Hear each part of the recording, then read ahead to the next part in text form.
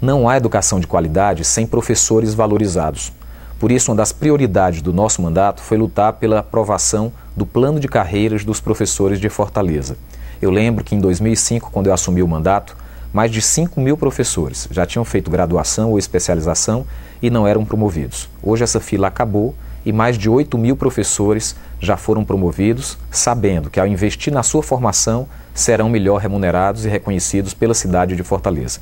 Para um próximo mandato, nós pretendemos continuar lutando para que os professores tenham reajustes acima da inflação e, sobretudo, pela plena implementação da lei do piso salarial do magistério, reservando 1/3 da carga horária do professor para planejamento, correção de provas e preparação de aulas. Assim, nós vamos dar um passo muito largo na busca pela qualidade da escola municipal em Fortaleza.